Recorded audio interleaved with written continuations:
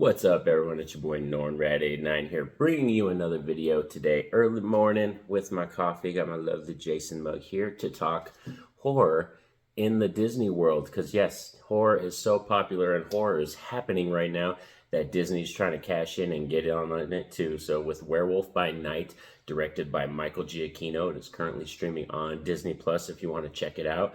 I was pleasantly surprised with this film, so let's dive into this and talk about it. Roll it.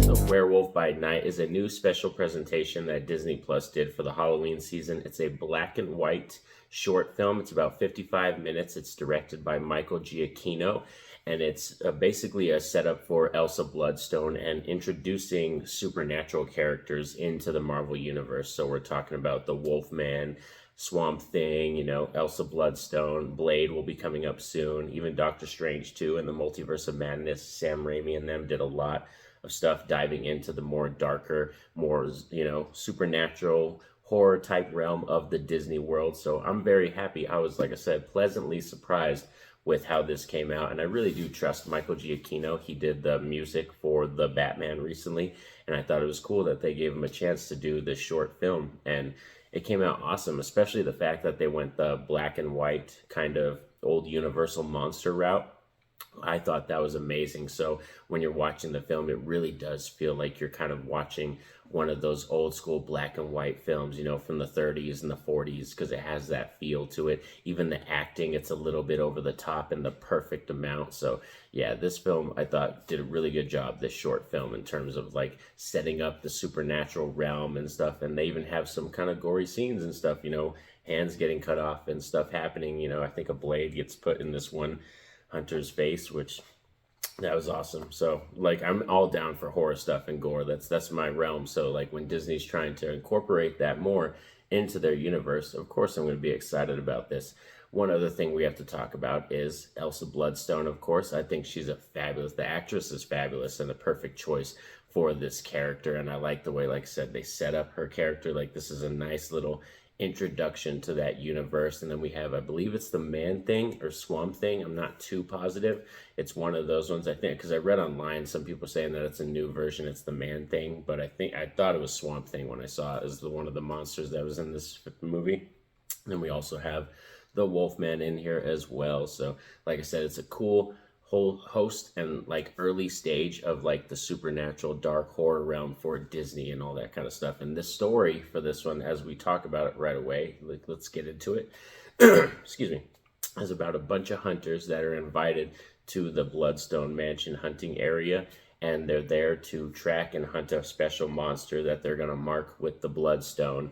And the hunter that is able to capture or kill the monster and take the Bloodstone is going to be the new leader for that coven of hunters. You know what I mean? So that's how our like little introduction. But then we have two kind of main characters, which is Elsa Bloodstone's character, and then the friend of the Swamp Thing, who we end up finding out is the Wolfman. So yeah, I think this film, like, it played out perfectly. It's got a nice pace, and like I said, the black and white really does make you feel like you're in the 1930s or 40s when you're watching this movie. And then we get all the way into our third act when we get into the crazy Wolfman transformation, and they go more old school, you know what I mean? Like, there's some CGI, of course, in it and everything, but I like the fact that it's like, a man kind of in the suit, has that old Wolfman feel to it, so that still staying classic with the old school Universal monsters. And then we get all the way into our final scene, and we transition into color. So I thought that was cool, you know what I mean? I'm so excited for this because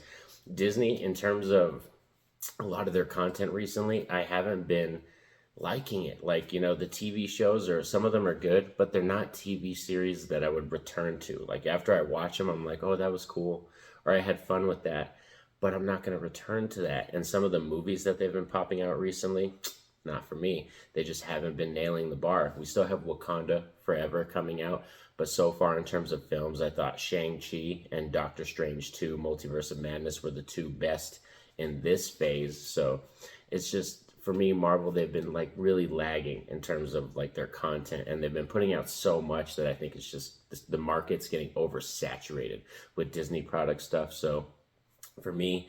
And plus, it's the Halloween season. This was the perfect time to introduce Elsa Bloodstone, the werewolf characters. You know, this whole supernatural universal world that they're kind of incorporate into Disney. I think this is the perfect time to bring them up, and like I would be excited, like for real, because I think Marvel, they really need to push the envelope and do more, like they said, like PG-13, TV-14 type stuff, you know, in terms of films and TV series, because most of your fans, most of the Marvel fans are growing up. I mean, there are kids, there are no kids that love Spider-Man and love Captain America and all those characters, but most of your hardcore fans are aging and they want more mature adult type content. So this is the perfect time, I think, to start introducing all this other stuff, because you have multiple stuff. You're still going to have the nice kiddie soft stuff done by Disney for the children, but then we're going to have the more mature adult type content for your older fans. So hopefully they're going in a better direction. I'm hoping that this Werewolf by Night is a nice little mark for them, leaping into a better direction for these next films. Like I said, we still have Wakanda Forever coming out, I believe, in November, like later this year and stuff. And then we're already into, I believe, what is it, phase 5 after that. So yeah, we'll see how it turns out. But I just wanted to do this video, chill and talk, because I was excited. Watched Werewolf by Night last night before I went to bed, and I was just pleasantly surprised. And it was a perfect movie at late at night. Black and white movies, like midnight, you know, late at night, that's the perfect time to watch them, because the visuals are the best.